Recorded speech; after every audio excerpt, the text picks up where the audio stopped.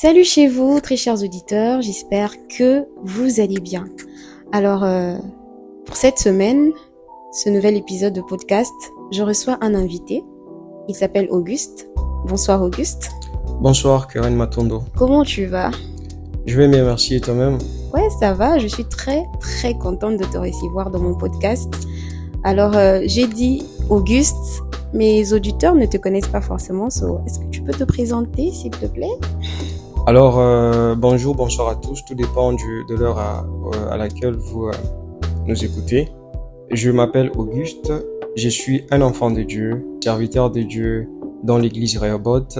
Je suis encore sur l'île de Chypre, je suis aussi ingénieur en génie électrique électronique. Waouh, autant de casquettes, très intéressant en tout cas.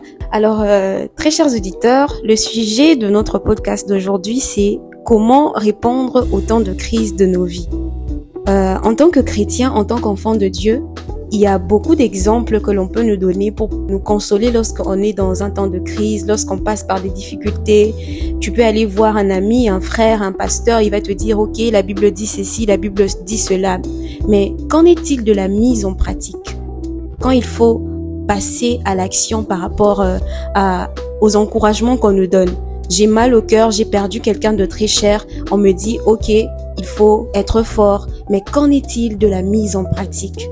C'est de ça dont on va discuter aujourd'hui avec Auguste. Alors, Auguste, comment toi, tu conçois cela? Comment, en tant que chrétien, en tant qu'enfant de Dieu, tu réponds aux temps de crise de ta vie?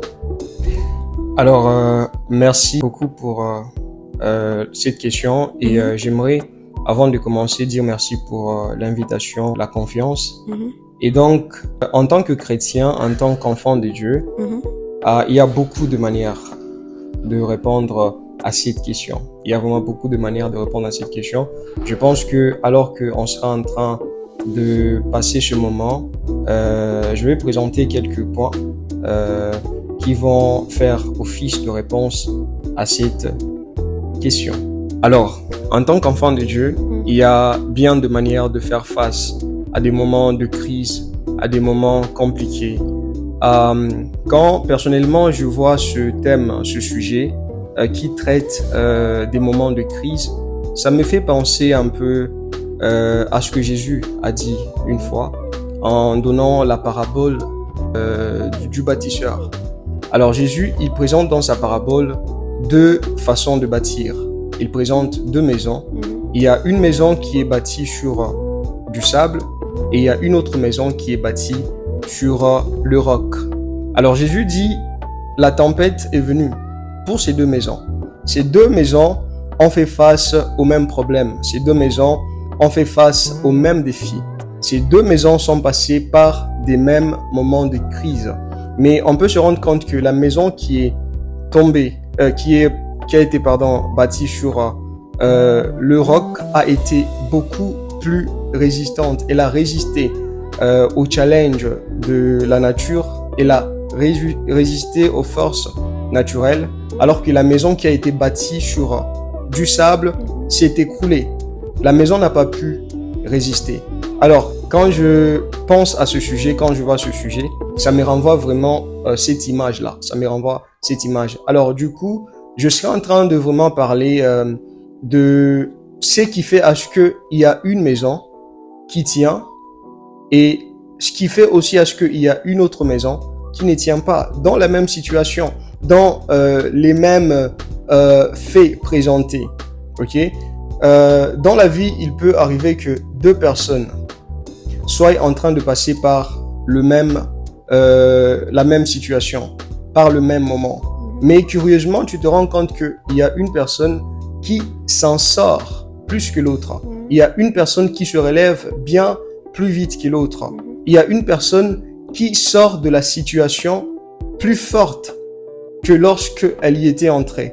Alors que de l'autre côté, tu vas trouver l'autre personne, alors qu'elle est confrontée aux mêmes conditions, aux mêmes challenges que la première, qui reste à terre dans la situation, qui n'arrive pas à se relever, qui n'arrive pas à voir le bout du tunnel. Alors, comment ça se fait? Comment ça se fait qu'il y a un qui se relève et l'autre ne se relève pas. Déjà, sur ce que tu es en train de dire, c'est quelque chose que personnellement j'ai eu plusieurs fois à expérimenter. Parce que moi, dans ma conception, je me disais que lorsqu'on a Jésus, lorsqu'on est chrétien, les problèmes, c'est balayé, quoi. On n'aura pas à vivre les problèmes et tout, les temps de crise. Il suffit juste de prier et puis c'est résolu. Mais quand c'était pas résolu, après des longs moments de prière, ma foi était vraiment affectée et j'avais l'impression que il y avait eu quelque chose qu'on m'avait pas expliqué. C'est comme si on m'a vendu un rêve et tout. Je vois ça. Et c'était vraiment compliqué. Et j'aime la manière dont tu es en train d'aborder les sujets parce que je me dis aussi que beaucoup de personnes ont eu certainement à concevoir les choses de la même façon que moi. Tu peux continuer. Exactement. Merci beaucoup. Alors, c'est une réalité. Une réalité qui se vit vraiment dans le milieu chrétien, dans le monde chrétien. Il y a vraiment beaucoup de promesses que nous recevons de Dieu. Dieu nous promet des choses, il le fait verbalement, il le fait par sa parole, il le fait par un songe, un rêve, peu importe la manière. Et on s'attend à recevoir la chose sans au préalable utiliser quelque chose qui est demandé pour pouvoir avoir la chose. On s'attend à recevoir la chose sans rien donner. Alors qu'il y a des choses, il y a des promesses que Dieu nous donne qui nécessitent de faire certaines choses avant de pouvoir s'en accaparer. Exactement. Alors, c'est généralement la chose que nous, chrétiens, on oublie. On se base sur la promesse, on voit la promesse tout le temps, on voit la promesse. Mais quand Dieu envoie la promesse, il y a quelque chose qu'il réserve derrière la promesse. Il ne va pas tout te dire, mais il y a quelque chose qu'il attend de toi. Et cette chose, tu dois la faire, tu dois la mettre en pratique afin de voir la promesse se réaliser. Et comme je le disais, généralement, on se focalise seulement sur la promesse et on met à côté les choses qui font à ce que cette promesse vienne à se réaliser. Alors, on va essayer de le voir dans ce sujet. On va vraiment essayer de développer de façon à trouver des solutions ou des réponses à cette question justement. Alors, j'étais en train de parler de ces maisons, j'étais en train de parler de ces personnes qui passent par la même situation mais qui ont des résultats différents. Alors, qu'est-ce qui fait que une personne s'en sort et l'autre ne s'en sort pas, alors que les deux sont en train de passer par les mêmes moments de crise? Alors, comment on fait pour faire face aux moments de crise? Comment on fait lorsque on est confronté à des moments de sécheresse, à des moments où la vie devient difficile à vivre, à des moments où on a envie de mettre fin à notre vie? Comment on fait? Comment on s'en sort? Alors pour cela, je serai en train de toucher le premier point. Le premier point est simplement le point de la préparation. La préparation. Dieu nous fait beaucoup de promesses. Dieu nous promet beaucoup de choses. Mais généralement, avant que nous obtenions ces choses, avant que nous puissions avoir ces choses, il y a la préparation. On doit se préparer à les recevoir. On doit passer par une phase qui est appelée la préparation. Et c'est quelque chose qui est vraiment négligé dans le milieu chrétien. Okay? La préparation te permet de faire face à une situation comme il faut. Une situation de crise. Des moments de crise, des moments de disette, des moments de sécheresse, ce ne sont pas des moments que tu prépares alors que tu es dans la crise même, alors que tu es dans la difficulté même. Les moments de difficulté, les moments de sécheresse, ce sont des moments qui se préparent bien avant.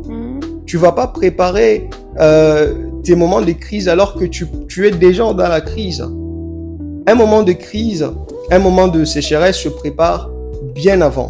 Et si tu prépares tes moments bien avant, tu verras qu'il sera facile pour toi de pouvoir t'en sortir lorsque ces moments viendront. Parce que ce qui est sûr, c'est qu'il y a des bons moments, il y a des mauvais. La Bible dit qu'il y a un temps pour toutes choses. Exactement. Okay? La Bible dit qu'il y a un temps pour toutes choses. Donc, on doit, en tant que chrétien, savoir que tout ne sera pas toujours facile chaque jour. On doit avoir cette conscience qu'il y a des moments qui seront difficiles. Et donc, la sagesse, c'est aussi de préparer ces moments-là. Alors, lorsque tu prépares les moments, tu peux facilement les confronter. Lorsque tu prépares les temps difficiles, tu peux facilement y faire face. La mort, par exemple, d'un être cher, parce que à l'introduction, vous parliez de la mort d'un être cher. Il y a des gens qui passent par des moments où ils perdent des êtres qui sont chers. Tu perds ton parent, tu perds ton frère, ta sœur, tu perds un ami alors que tu t'y attendais les mois. Tu perds quelqu'un alors que la veille, tu priais pour que Dieu donne la vie à cette personne. Tu te réveilles le matin comme ça, Dieu en décide autrement. La volonté souveraine de Dieu s'accomplit. Mais tu te dis, mais qu'est-ce qui se passe? Qu'est-ce qui se passe? Et si tu n'es pas préparé à cette situation, tu peux vraiment être dévasté. Exactement. Tu peux vraiment être dévasté. Des situations comme la mort de quelqu'un de cher, c'est aussi des choses qu'il faut préparer. C'est aussi des choses qu'il faut préparer. Dieu lui-même dit que tu es poussière, tu retourneras à la poussière. Ce sont des faits.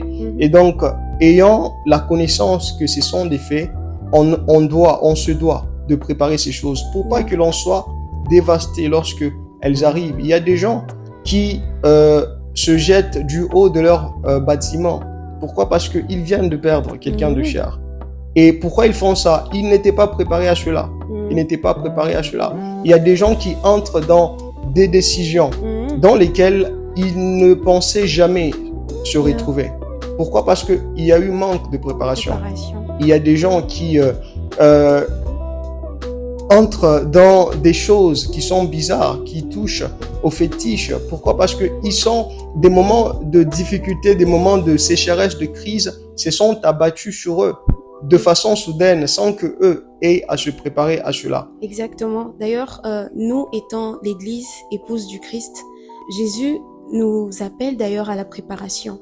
On voit cela avec l'illustration des 10 vierges dans Matthieu 25. J'ai beaucoup aimé lorsque tu parlais de ton exemple du début de ces 2 maisons et tout. On voit vraiment ces 2 catégories des femmes, celles qui étaient sages et celles qui étaient folles. Elles avaient toutes les mêmes aptitudes, j'imagine. Elles étaient dans un même contexte, toutes prêtes à être épousées, mais on n'en a pris que 5. Pourquoi? Parce que les autres ne s'étaient pas préparées. Exact. Donc, le concept de la préparation dans le temps de crise, c'est vraiment quelque chose de très important que beaucoup devraient vraiment apprendre à considérer. Exactement. En tout cas, vous avez vraiment tout dit.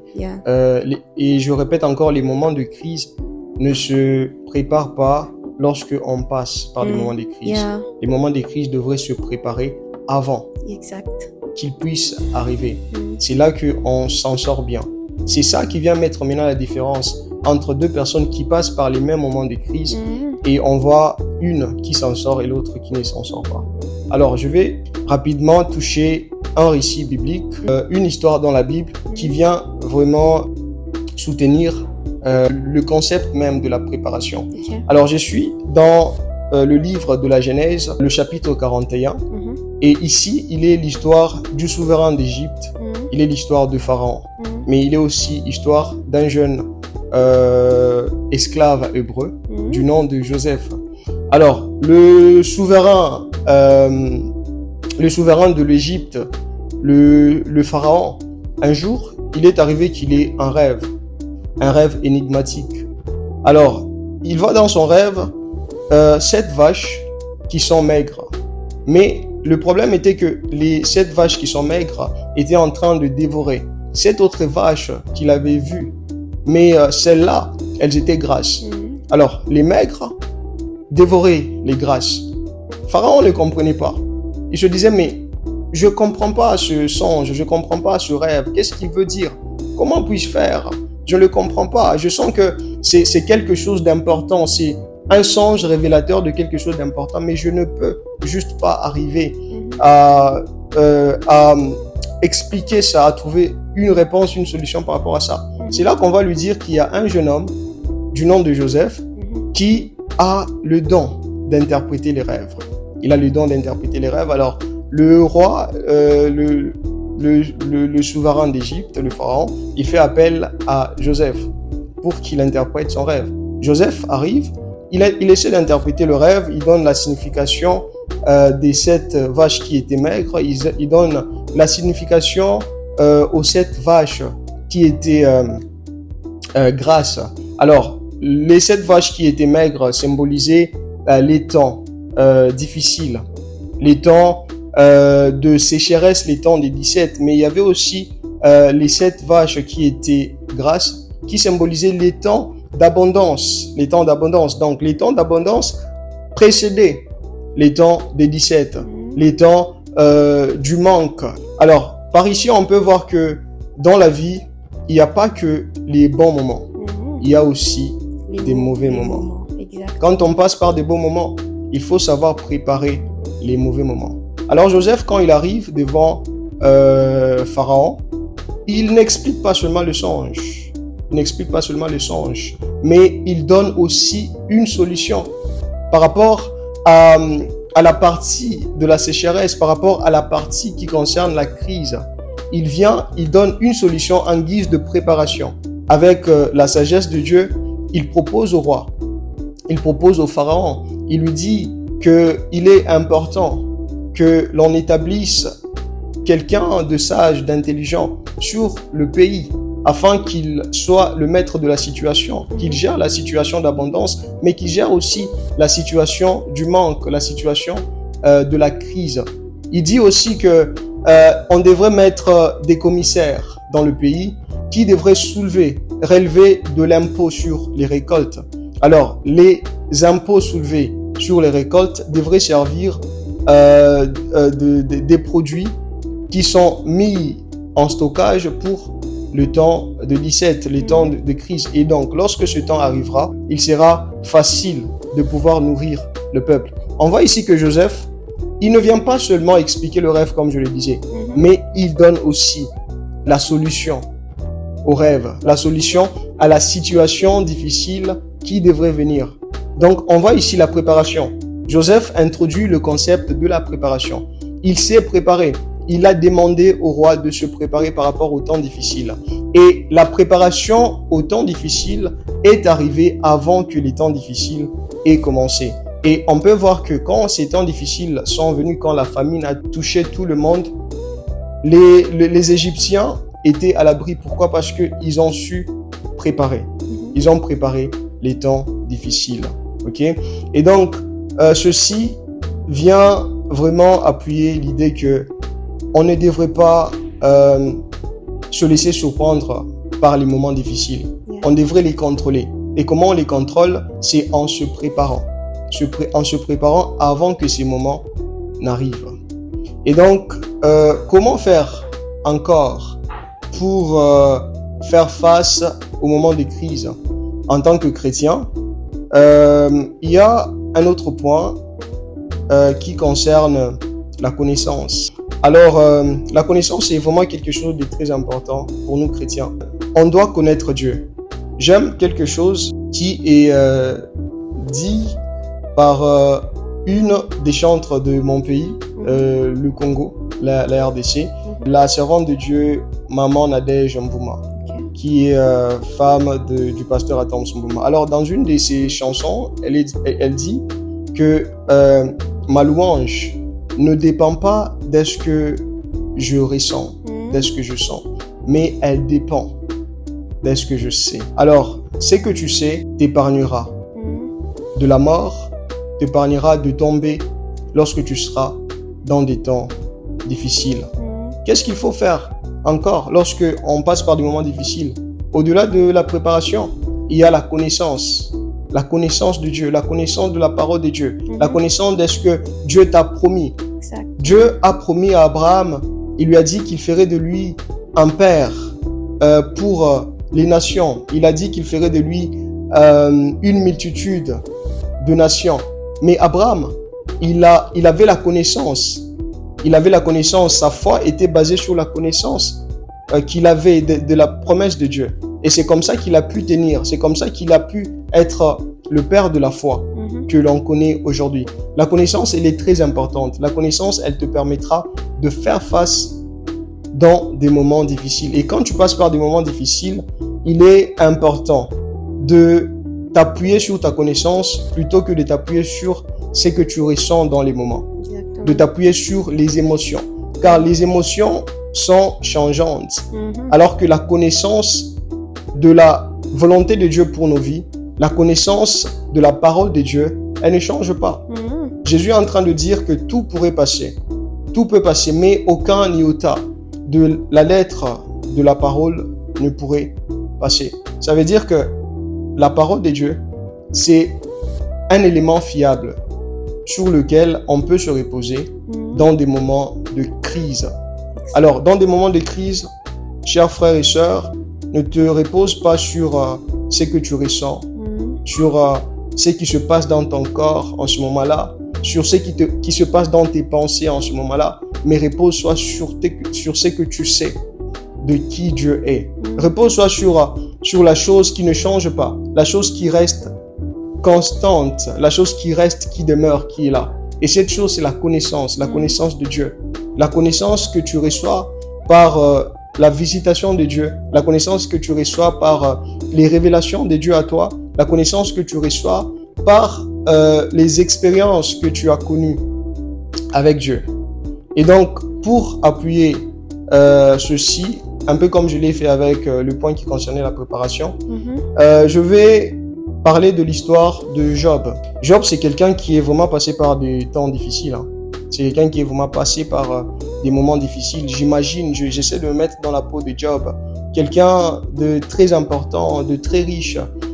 J'imagine qu'il était connu par tout le monde dans son entourage, dans son quartier.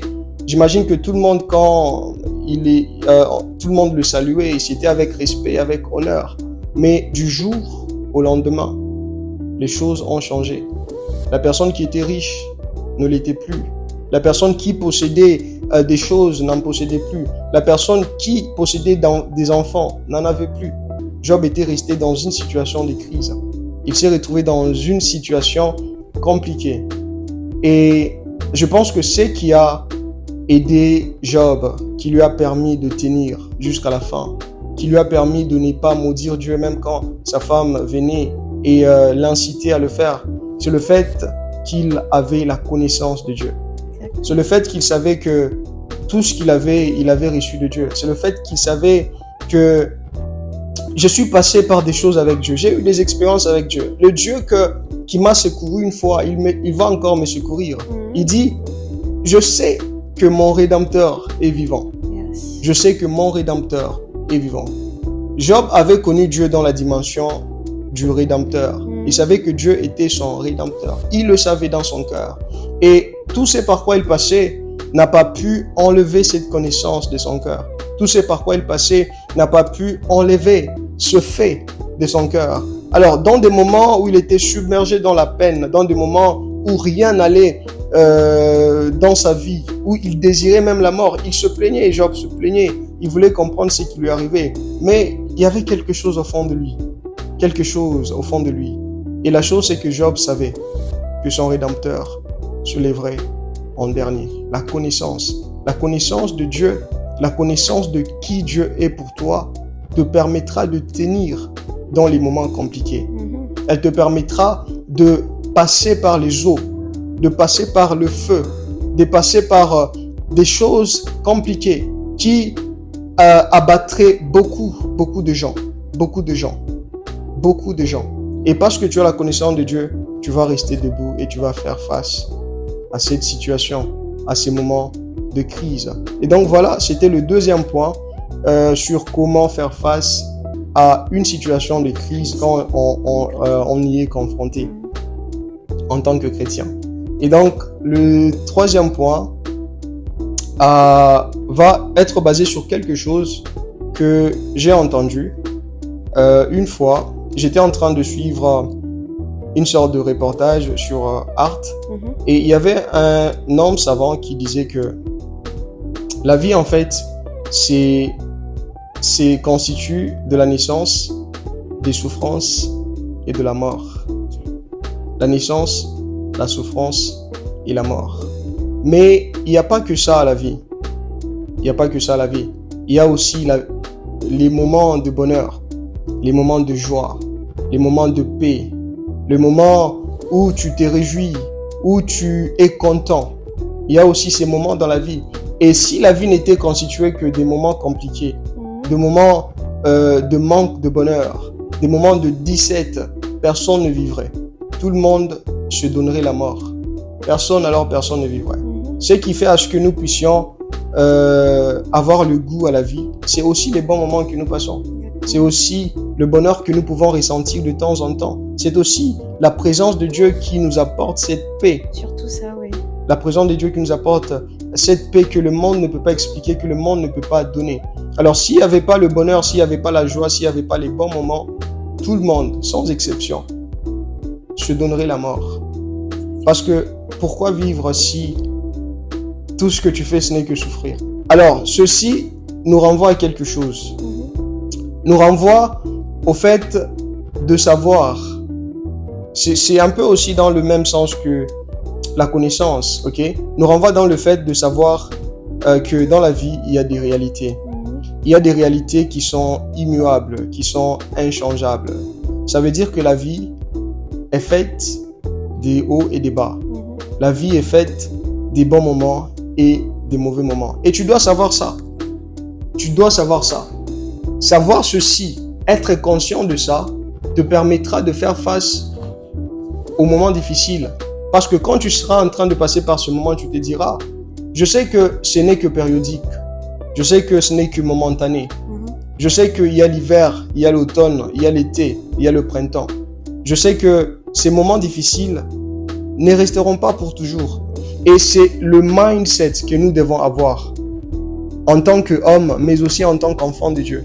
C'est vraiment la pensée que nous devons avoir. Alors, une autre des façons pour faire face aux moments de crise dans la vie, c'est de développer un mindset de champion.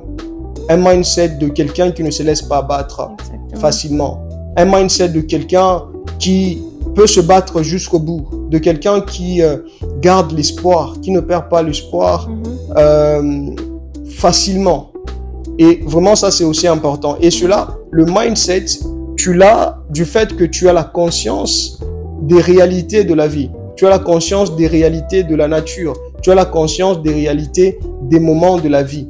Et donc, ceci te permettra aussi de patienter jusqu'à la fin de l'épreuve, de patienter jusqu'à la fin de l'épreuve, d'user de la foi et de se dire que c'est par quoi je suis en train de passer, passera et que des bonnes saisons viendront.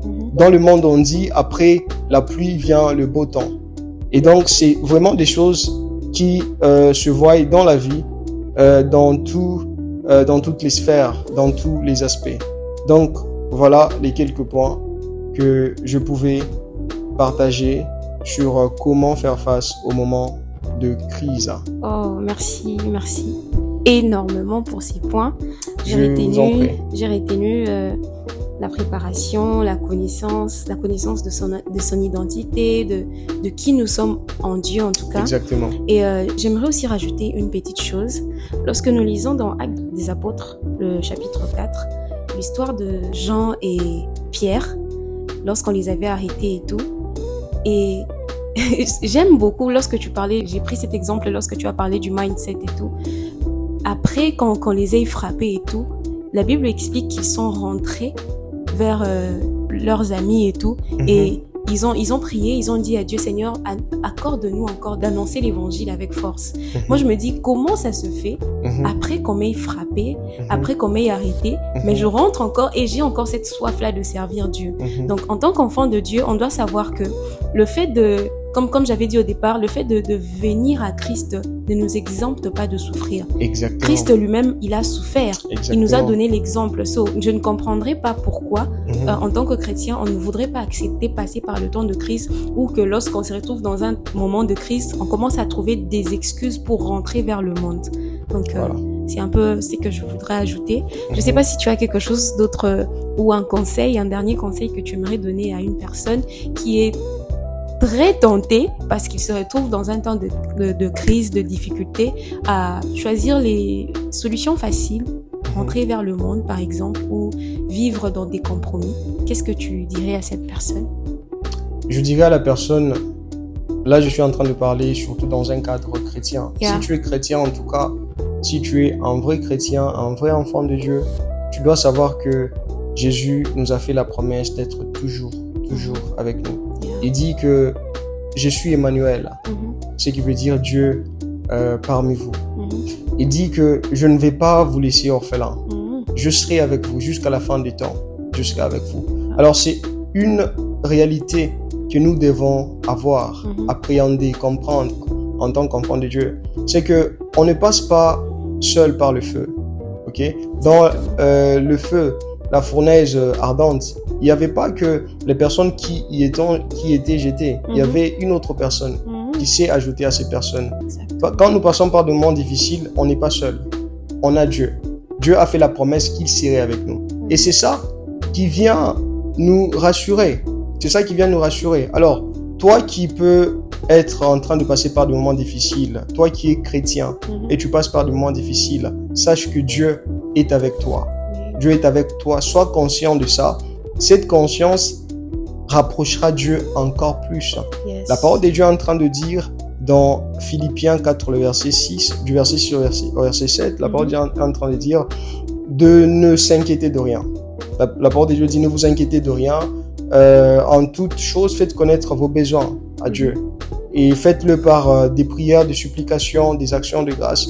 Et la bonne partie, c'est aussi celle qui dit « Et la paix de Dieu, qui surpasse toute intelligence, gardera vos cœurs, vos pensées en Jésus. » La meilleure façon, une autre des façons en tout cas de faire face à des moments compliqués, à des moments de crise, de désert, de 17, c'est de chercher la présence de Dieu, de chercher la paix de Dieu. Car la paix de Dieu, c'est aussi une des manifestations de la présence de Dieu. Et donc, Dieu lui-même nous demande, quand nous passons par des moments compliqués, de faire appel à sa paix.